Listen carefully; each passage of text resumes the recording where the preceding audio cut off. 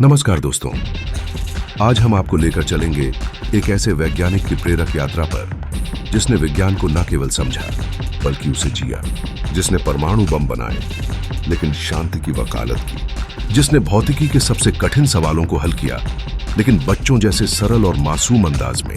यह कहानी है रिचर्ड फाइनमैन की, विज्ञान के उस जादूगर की जिसकी सोच ने विज्ञान की दुनिया को हमेशा के लिए बदल दिया। अगर आप किसी चीज को आसान भाषा में नहीं समझा सकते तो आप खुद उसे नहीं समझते। ये शब्द थे उस महान वैज्ञानिक के जिसने विज्ञान की सबसे जटिल शाखा क्वांटम फिजिक्स को आम इंसान की भाषा में समझा दिया। आज की इस वीडियो में हम बात करेंगे रिचर्ड फाइनमैन की, उस अद्भुत वैज्ञानिक की जिसने दुनिया को सोचने का एक नया नजरिया दिया। चलिए जानते हैं इस विज्ञान के जादूगर की प्रेरणादायक और संघर्षों से भरी कहानी। रिचर्ड फाइनमैन का जन्म 11 मई 1918 को न्यूयॉर्क के फार रॉकवे में हुआ। वो एक यहूदी परिवार से थे, लेकिन उनका पालन पोषण एक बिल्कुल अलग सोच के साथ हुआ। उनके पिता मेलविल फाइनमैन ने बचपन से ही रिचर्ड को दुनिया को सवालों की नजर से देखना सिखाया। उनकी मां लुसिल ने उन्हें हंसने और जिंदगी के हल्के पलों को पकड़ने का हुनर दिया। बचपन से ही रिचर्ड को चीजों को खोलकर समझना, रेडियो रिपेयर करना और इलेक्ट्रिक डिवाइस से खेलना बहुत पसंद था। रिचर्ड की पढ़ाई MIT से शुरू हुई और बाद में उन्होंने प्रिंसटन यूनिवर्सिटी से PhD किया। लेकिन वो कभी सिर्फ किताबों के गुलाम नहीं बने। वो हमेशा कहते थे, science is not about equations, it's about understanding the world. उनकी सबसे बड़ी ताकत थी जिज्ञासा। वो हर चीज को तब तक नहीं छोड़ते थे जब तक उसे अंदर से समझ न ले। उनके प्रोफेसर भी कहते थे कि रिचर्ड में वो आग है जो किसी भी विषय को जलाकर रोशनी में बदल सकती है। द्वितीय विश्व युद्ध के समय फाइनमैन को अमेरिका के मैनहट्टन प्रोजेक्ट में शामिल किया गया। यह वही प्रोजेक्ट था जिसमें परमाणु बम बनाया गया। फाइनमैन ने इस प्रोजेक्ट में शानदार योगदान दिया, लेकिन साथ ही उन्होंने परमाणु हथियारों की नैतिकता पर भी सवाल उठाए। युद्ध के बाद वो बहुत व्यथित रहते थे कि उनके ज्ञान का उपयोग विध्वंस के लिए किया गया। फाइनमैन ने विज्ञान की एक अत्यंत जटिल शाखा क्वांटम इलेक्ट्रोडायनामिक्स QED में क्रांति ला दी। उन्होंने एक अनोखा तरीका इजाद किया जिसे कहा गया फाइनमैन डायग्राम्स। इससे क्वांटम पार्टिकल्स की बातचीत को आसान तरीके से समझाया जा सकता था। इस खोज के लिए उन्हें 1965 में नोबेल पुरस्कार मिला। रिचर्ड फाइनमैन सिर्फ एक वैज्ञानिक ही नहीं बल्कि एक जबरदस्त शिक्षक भी थे। California institute of technology Caltech में उन्होंने फाइनमैन लेक्चर्स ऑन फिजिक्स दी, जो आज भी दुनिया की सबसे बेहतरीन फिजिक्स किताबों में मानी जाती है।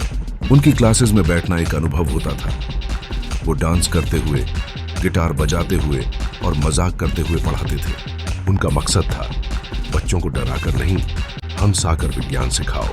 जब रिचर्ड PhD कर रहे थे तभी उनकी पत्नी आर्लीन को ट्यूबरकुलोसिस हो गया। उन्हें पता था कि वो ज्यादा दिन नहीं जिएंगी, लेकिन रिचर्ड ने उनसे शादी की और आखिरी वक्त तक साथ निभाया।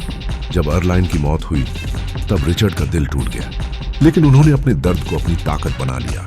उन्होंने एक भावुक चिट्ठी भी लिखी जो उनकी मौत के बाद वर्षों बाद पोस्ट की गई थी। I love you, my darling. You died before I could tell you so many things. Thinking differently. Tender. Richard कभी भी समाज के नियमों से नहीं चले। उन्हें नोबेल प्राइज मिला, लेकिन उन्होंने कहा, If I get too much fame, I will stop doing real work. उनका जीवन था प्रयोग, कला, मस्ती और सीखने की भूख। वो बोंगो ड्रम बजाते थे, पेंटिंग करते थे और जीवन के हर पल को पूरी ताकत से जीते थे। 1926 में जब नासा का चैलेंजर शटल हादसे का शिकार हुआ तो फाइनमैन को जांच कमेटी में रखा गया।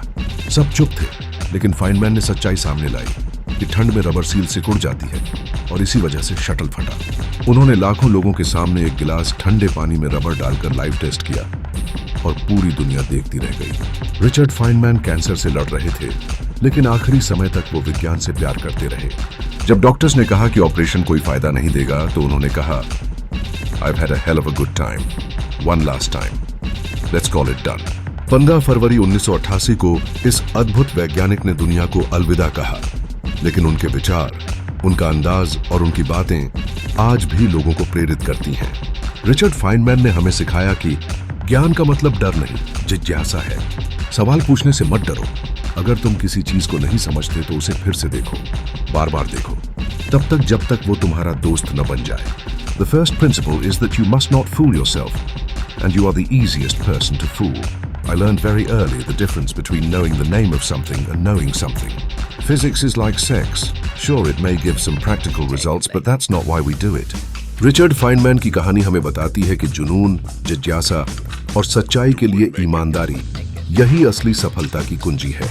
अगर आप भी जिंदगी को समझना चाहते हो तो रिचर्ड की तरह सोचो, सवाल पूछो और हर जवाब की तह तक जाओ। मिलते हैं अगली वीडियो में। तब तक सीखते रहिए, सवाल करते रहिए और कभी रुकिए मत।